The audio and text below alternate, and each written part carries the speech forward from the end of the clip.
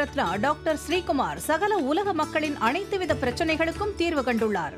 ஜோதிடம், எண் ஜோதிடம், வாஸ்து, கைரேகை, ராசிக்கல் தேர்வு, அயல்நாடு செல்ல, கடனை தீர்க்க, மேல் படிப்பு பெற, திருமணம் விரைவில் நடக்க, தொழில் சிறக்க, வேலை கிடைக்க, குழந்தை பெயர் வைக்க, தொழில் பெயர் வைக்க, ராசிக்கல் தேர்வு செய்ய, சோழி பிரசன்னம் பார்க்க, கம்ப்யூட்டர் ஜாதகம் பார்க்க, 48 வருடம் அனுபவம் பெற்ற ஜோதிடர் ஆலோசனைகளை பெற ஜோதிட ரத்னா டாக்டர் ஸ்ரீகுமார். முன்பதிவு பெற்று சந்திக்கவும்.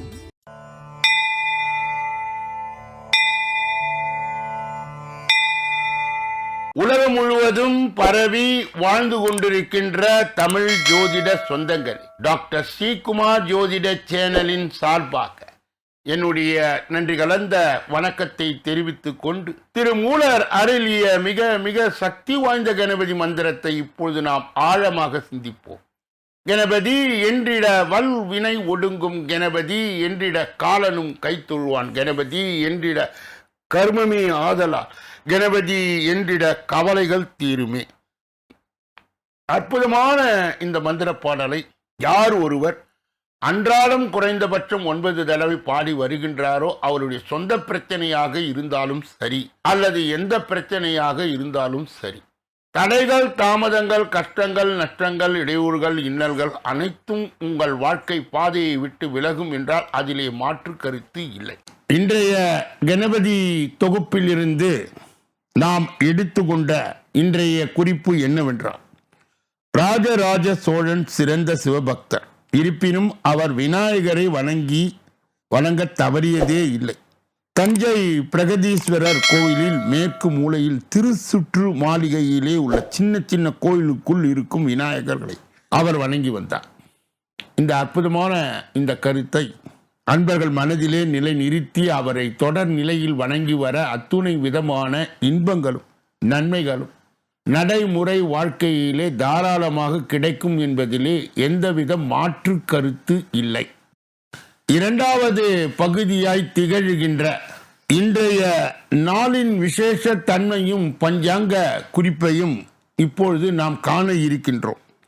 இன்றைய நாள் 19/3/2026 தமிழ் வருடம் விசுவாவசு தமிழ் மாதம் பங்குனி 5வது நாள்.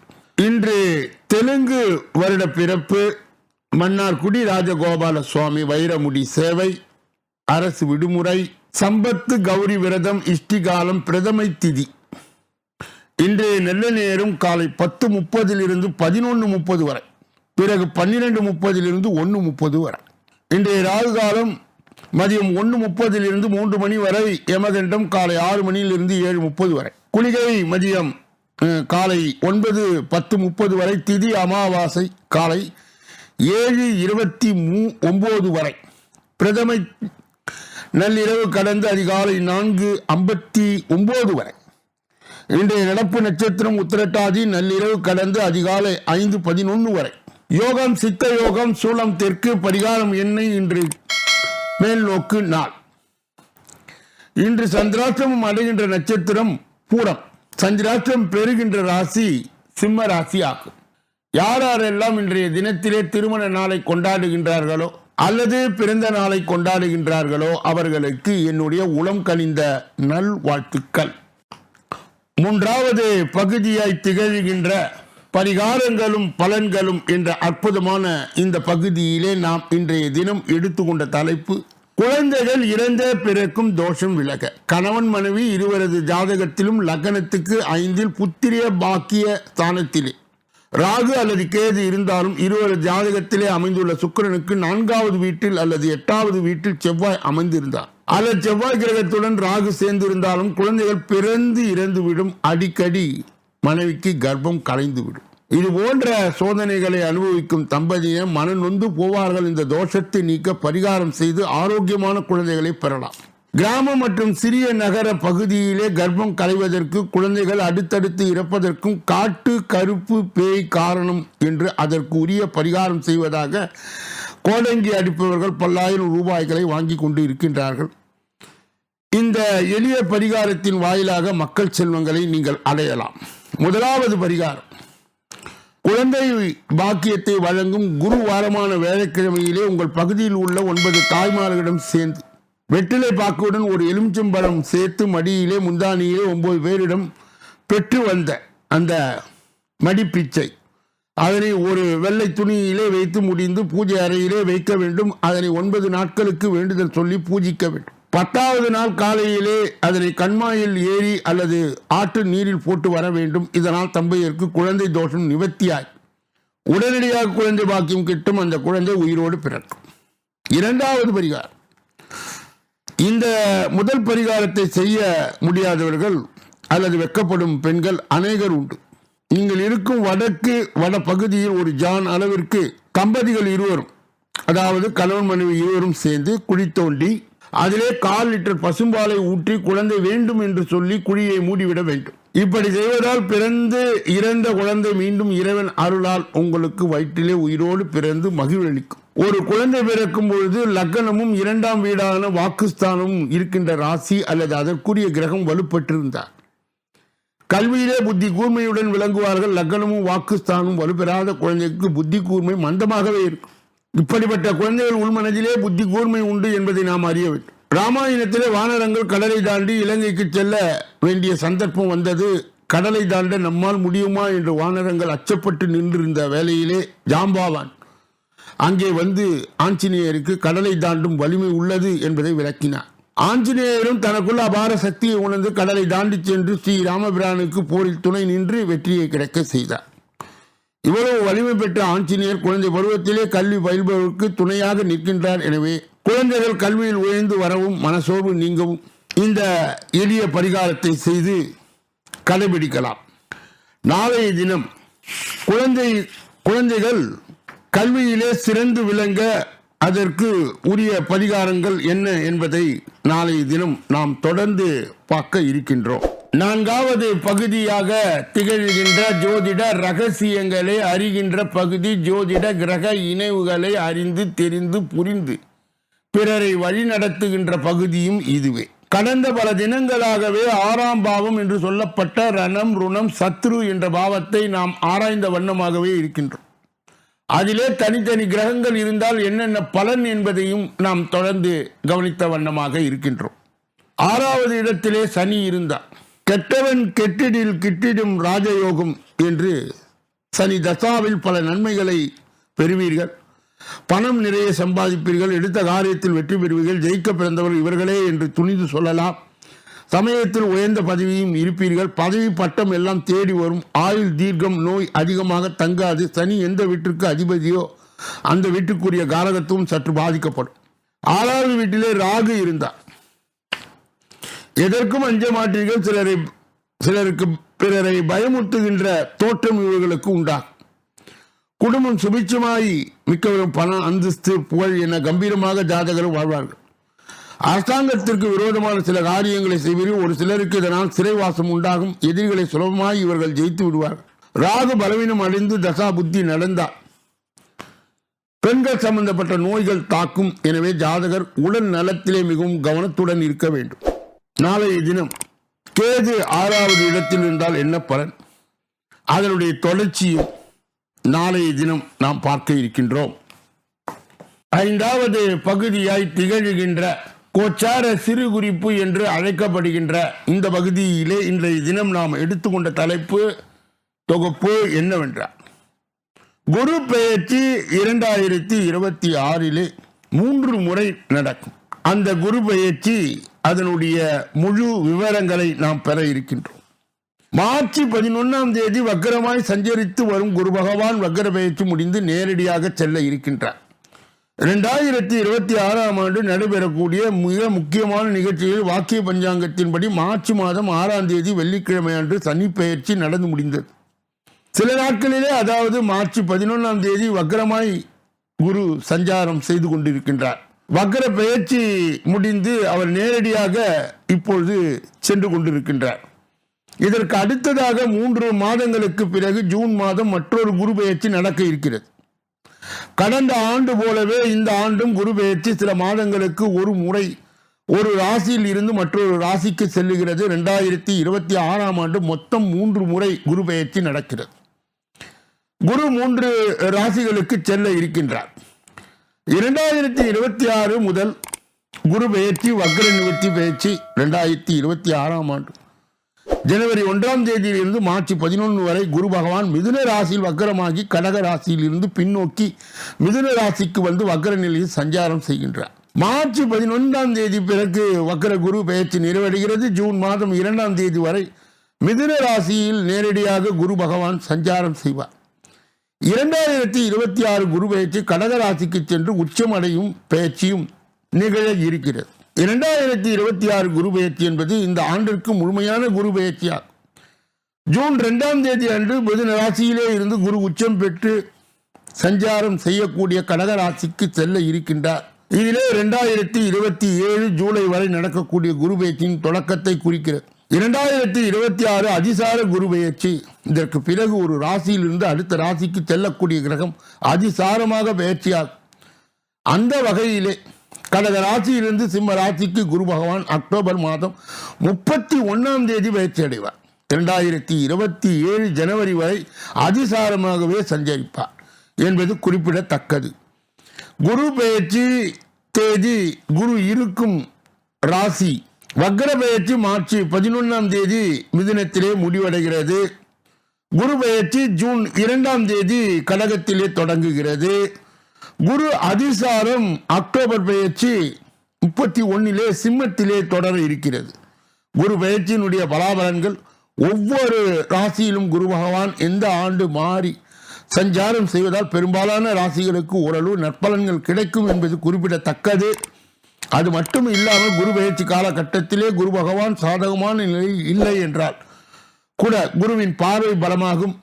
இடங்களின் நற்பலன்களை பெறுவீர்கள். எல்லா ராசிகளுக்கும் நற்பலன்களை தரும்.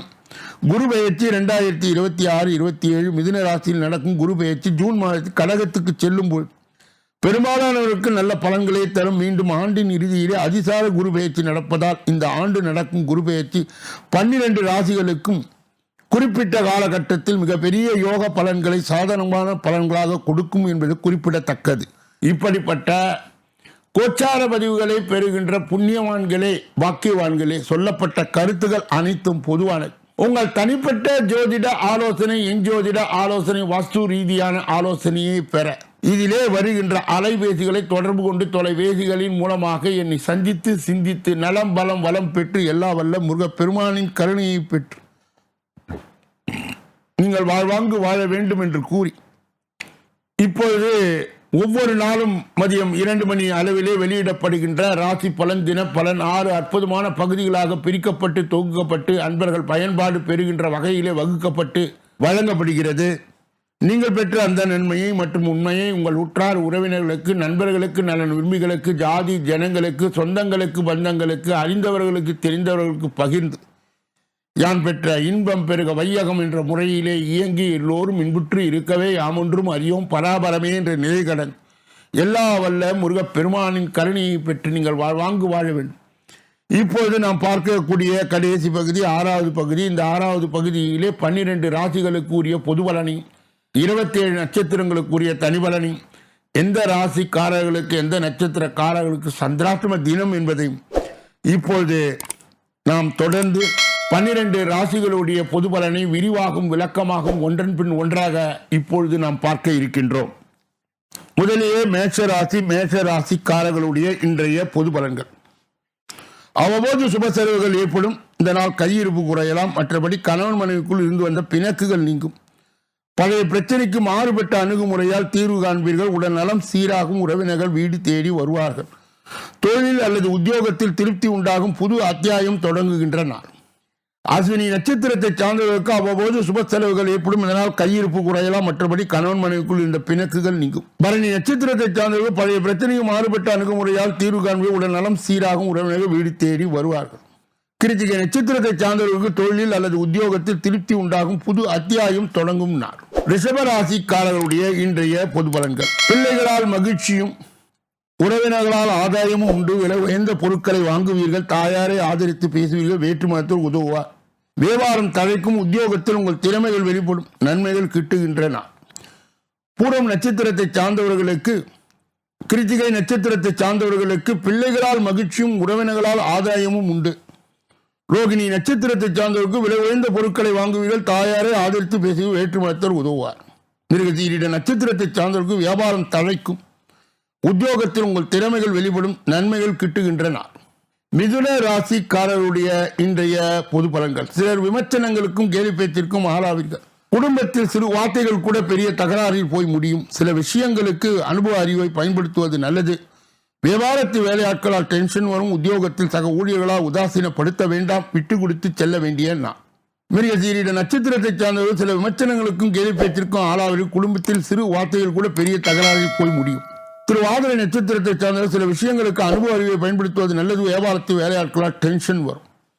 புனர்பூசம் நட்சத்திரத்தை சார்ந்தவர்களுக்கு உத்தியோகத்தில் சக ஊழியர்களை உதாசீனப்படுத்த வேண்டாம். விட்டு கொடுத்து செல்ல வேண்டிய நாள். கடக ராசிக்காரருடைய இன்றைய பொது பலன்கள். விடாவிடியாக செயல்பட்டு சில வேலைகளை முடிப்பீர்கள். உறவினர்கள் நண்பர்கள் உதவி கேட்டு தொந்தரவு தருவார்கள். உணர்ச்சி வசப்பட்டு பேசாதீர்கள். வாகனம் செலவு வைக்கலாம். வியாபாரத்தில் போராடி லாபத்தை ஈட்டுவீர்கள். உத்தியோகத்தில் சக ஊழியர்களும் விவாதம் வேண்டாம். தடைகளை தாண்டி முன்னேறுகின்றன. புனர்பூசம் நட்சத்திரத்தை சார்ந்தவர்கள் விடாபிடியாக செயல்பட்டு சில வேலைகளை முடிப்பீர்கள். உறவினர் நண்பர்கள் உதவி கேட்டு தொந்தரவு தருவார்கள். பூசம் நட்சத்திரத்தை சார்ந்தவர்களுக்கு உணர்ச்சி வசப்பட்டு பேசாதீர்கள். வாகனம் செலவு வைக்கலாம். வியாபாரத்தை போராடி லாபத்தை ஈட்டுவீர்கள். ஆயில்யம் நட்சத்திரத்தை சார்ந்த உத்தியோகத்தில் சக ஊழியர்களும் விவாதம் வேண்டாம். தடைகளை தாண்டி முன்னேறுகின்றன. சிம்ம ராசியை சேர்ந்தவர்களுக்கு சந்திராஷ்ட தின தீட்சணை தொடங்குவதால் தொடர்ந்து இருப்பதால் அவர்கள் ஜாக்கிரதையாகவும் பொறுப்பாகவும் கவனமாகவும் எச்சரிக்கையாகவும் இருக்க வேண்டும். மேலும் மௌனியாக இருப்பது மிக மிக நல்லது. பிறர் விஷயங்களிலே மூக்கை நுழைக்க கூடாது. குறிப்பாக வாகனங்களை இயக்கும் பொழுது முழு கவனத்துடன் இயக்க வேண்டும். சந்திராஷ்ட தின தீட்சணையை மட்டுப்படுத்த சிம்ம ராசியை சேர்ந்தவர்கள் சிவபதிகம் அல்லது கோளறு பதிகம் என்ற சக்தி வாய்ந்த மந்திரங்களை பாராயணம் செய்யலாம். கூடுதலாக சிவனுடைய முழு வழிபாடு உங்களை சந்திராஷ்ட தின தீட்சணையில் இருந்து காப்பாற்றும். கன்னியா ராசியை சார்ந்தவர்களுடைய இன்றைய பொது பலன்கள். கணவன் மனைவிக்குள் அனுசரித்து போவது நல்லது. யாருக்கும் பரிந்துரை செய்ய வேண்டாம். பணம் நகை வாங்கி தருவதில் குறுக்கே நிற்காதீர்கள். வாகனத்தில் செல்லும் பொழுது கவனம் தேவை. உடைமைகளை பத்திரமாக பார்த்துக் கொள்ளுங்கள். வியாபாரத்தில் இழப்புகள் ஏற்படும். உத்தியோகத்தில் மறைமுக எதிர்ப்புகள் வந்து போகும். உத்திரம் நட்சத்திரத்தை சார்ந்தவர்களுக்கு கணவன் மனைவிக்குள் அனுசரித்து போவது நல்லது. யாருக்கும் பரிந்துரை செய்ய வேண்டாம். அஸ்தம் நட்சத்திரத்தை சார்ந்தவர்களுக்கு பணம் நகை வாங்கி தருவதில் குறுக்கே நிற்காதீர்கள். வாகனத்தில் செல்லும் பொழுது கவனம் தேவை. உடைமைகளை பத்திரமாக பார்த்துக் கொள்ளுங்கள். சித்திரை நட்சத்திரத்தை சார்ந்தவர்களுக்கு வியாபாரத்தில் இழப்புகள் ஏற்படும். உத்தியோகத்தில் மறைமுக எதிர்ப்புகள் வந்து போகும். துலாம் ராசியை சார்ந்தவர்களுடைய இன்றைய பொது பலன்கள். எதிர்ப்புகள் அடங்கும். பிள்ளைகளால் ஆறுதல் கிடைக்கும். வீடு வாகன பராமரிப்பு செலவுகள் அதிகரிக்கும். நவீன மின்னணு சாதனங்களை வாங்குவீர்கள். வியாபாரத்தில் அதிரடியான செயல்களால் போட்டிகளை சமாளிப்பீர்கள். உத்தியோகத்தில் புதிய சலுகைகள் கிடைக்கும். தேவைகள் பூர்த்தியாகின்றன. சித்திரை நட்சத்திரத்தை சார்ந்தவர்கள் எதிர்ப்புகள் அடங்கும். பிள்ளைகளால் ஆறுதல் கிடைக்கும். வீடு வாகன பராமரிப்பு செலவுகள் அதிகரிக்கும். சுவாதி நட்சத்திரத்தை சார்ந்தவர்கள் நவீன மின்னணு சாதனங்களை வாங்குவீர்கள். வியாபாரத்தில் அதிரடியான செயல்களை போட்டிகளையும் சமாளிப்பீர்கள். விசாக நட்சத்திரத்தை சார்ந்தவர்கள் உத்தியோகத்தில் புதிய சலுகைகள் கிடைக்கும். தேவைகள் பூர்த்தியாகின்றன. விருச்சிக ராசிக்காரர்களுடைய இன்றைய பொது பலன்கள். சில செலவுகளை குறைக்க முடியாமல் திணறுவீர்கள். குடும்பத்தை எல்லாவற்றையும் இழுத்து போட்டு பார்க்க வேண்டியது இருக்கும். நயமாக பேசுவதை நம்ப வேண்டாம். வியாபாரத்தில் வேலையாட்களால் விரயம் வராமல் பார்த்துக் கொள்ளுங்கள். உத்தியோகத்தில் அதிகாரிகளை பகைத்துக் கொள்ளாதீர்கள். பொறுமை தேவைப்படுகின்றன. விசாக நட்சத்திரத்தை சார்ந்தவர்கள் சில செலவுகளை குறைக்க முடியாமல் திணறுவீர்கள். குடும்பத்தில் எல்லாவற்றையும் இழுத்து போட்டு பார்க்க வேண்டியது இருக்கும். அனுஷன் நட்சத்திரத்தை சார்ந்தவர்களுக்கு வியாபாரத்து வேலையாட்கள் விரயம் வராமல் பார்த்துக் கொள்ளுங்கள். கேட்டை நட்சத்திரத்தை சார்ந்தவர்கள் உத்தியோகத்தில் அதிகாரிகளை பகைத்துக் கொள்ளாதீர்கள். பொறுமை தேவைப்படுகின்றன. தனுசு ராசிக்காரர்களுடைய இன்றைய பொது பலன். குடும்பத்தினரும் சுப நிகழ்ச்சிகளில் கலந்து கொள்வீர்கள். விருந்தினர் வருகையால் வீடு களை கட்டும். அரசால் ஆதாயம் உண்டு. வேற்று மதத்தோடு அறிமுகமாவார்கள். வியாபாரத்தில் சில மாற்றங்களை செய்வீர்கள். உத்தியோகத்தில் சில நுணுக்கங்களை கற்றுக்கொள்வது வெற்றிகள் பெறுகின்றன. மூலம் நட்சத்திரத்தை சார்ந்த குடும்பத்தினரும் சுப நிகழ்ச்சிகளில் கலந்து கொள்வது. விருந்தினர் வருகையால் வீடு களை கட்டும். புராட நட்சத்திரத்தை சார்ந்த அரசால் ஆதாயம் உண்டு. வேற்று மதத்தோடு அறிமுகமாக வியாபாரத்தில் சில மாற்றங்களை செய்வீர்கள். உத்திராட நட்சத்திரத்தை சார்ந்த உத்தியோகத்தில் சில நுணுக்கங்களை கற்றுக்கொள்வீர்கள். வெற்றி பெறுகின்றன. மகர ராசிக்காரருடைய இன்றைய பொது பலன்கள். சிலர் விமர்சனங்களுக்கும் கேலி பேச்சிற்கும் ஆளாவீர்கள். குடும்பத்தாரை குறை கூறிக்கொண்டு இருக்க வேண்டாம். வியாபாரத்தில் புதிய முயற்சிகள் வேண்டாம். உத்தியோகத்தில் அதிகாரிகளால் அலைகழிக்கப்படுவீர்கள். கவனம் தேவைப்படுகின்றன. உத்திராட நட்சத்திரத்தை சார்ந்தவர்கள் சில விமர்சனங்களும் கேலி பேச்சிற்கும் ஆளாவீர்கள். திருவோணம் நட்சத்திரத்தை சார்ந்த குடும்பத்தாரை குறை கூறிக்கொண்டு இருக்க வேண்டாம். வியாபாரத்தில் புது முயற்சிகள் வேண்டாம். அவிட்டம் நட்சத்திரத்தை சார்ந்த உத்தியோகத்தில் அதிகாரிகளால் அலைகழிக்கப்படுவது கவனம் தேவைப்படுகின்றன. கும்ப ராசிக்காரர்களுடைய இன்றைய பொது பலன். கணவன் மனைவிக்குள் நெருக்கம் உண்டாகும். அழகும் இளமையும் கூடும். நண்பர்கள் ஒத்தாசையாக இருப்பார்கள். ஆடை ஆபரணம் சேரும். எதிர்பாராத இடத்திலிருந்து உதவிகள் கிடைக்கும். வியாபாரத்தில் பணிகளை விரைந்து முடிப்பீர்கள். மகிழ்ச்சியான நாள். புரட்டாதி நட்சத்திரத்தை சார்ந்தவர்களுக்கு கணவன் மனைவிக்குள் நெருக்கம் உண்டாகும். அழகும் இளமையும் கூடும். நண்பர்கள் ஒத்தாசையாக இருப்பார்கள். சதய நட்சத்திரத்தை சார்ந்தவர்கள் ஆடை ஆபரணம் சேரும். எதிர்பாராத இடத்திலிருந்து உதவிகள் கிடைக்கும். புரட்டாதி நட்சத்திரத்தை சார்ந்த வியாபாரத்தில் பணிகளை விரைந்து முடிப்பீர்கள். மகிழ்ச்சியான நாள். மீன ராசிக்காரர்களுடைய இன்றைய பொது பலன்கள். சில விமர்சனங்களுக்கும் கேலி பேச்சிற்கும் ஆளாவீர்கள். குடும்பத்தில் சிறு வார்த்தைகள் கூட பெரிய தகராறில் போய் முடியும். சில விஷயங்கள் அனுபவ அறிவை பயன்படுத்துவது நல்லது. வியாபாரத்தில் வேலையாட்களால் டென்ஷன் வரும். உத்தியோகத்தில் சக ஊழியர்களை உதாசீனப்படுத்த வேண்டாம். புரட்டாதி நட்சத்திரத்தை சார்ந்தவர்கள் சில விமர்சனங்களும் கேலி பேச்சிற்கும் ஆளாவீர்கள். குடும்பத்தில் சிறு வார்த்தைகள் கூட பெரிய தகராறில் போய் முடியும். உத்திரட்டாதி நட்சத்திரத்தை சார்ந்தவர்கள் சில விஷயங்கள் அனுபவ அறிவை பயன்படுத்துவது நல்லது. வியாபாரத்தில் வேலையாட்களால் டென்ஷன் வரும். ரேவதி நட்சத்திரத்தை சார்ந்தவர்கள் உத்தியோகத்தில் சக ஊழியர்களை உதாசீனப்படுத்த வேண்டாம். விட்டு கொடுத்து செல்ல வேண்டிய நாள். இதுவரையில் பொது பலனை கேட்டறிந்த நீங்கள் உங்கள் தனிப்பட்ட ஜோதிட ஆலோசனை, எஞ்சோதிட ஆலோசனை, வாஸ்து ரீதியான ஆலோசனையை பெற இதிலே வருகின்ற அலைபேசிகளை தொடர்பு கொண்டு தொலைபேசிகளின் மூலமாக என்னை சந்தித்து சிந்தித்து நலம் பலம் வளம் பெற்று எல்லா வல்ல முருகப்பெருமானின் கருணையை பெற்று நீங்கள் வாழ்வாங்கு வாழ வேண்டும் என்று கூறி இந்த பதிவை நிறைவு செய்து நாளைய தினப்பலன் நிகழ்ச்சியிலே உங்களை எல்லாம் சந்திக்க இருக்கின்றேன். நன்றி, வணக்கம்.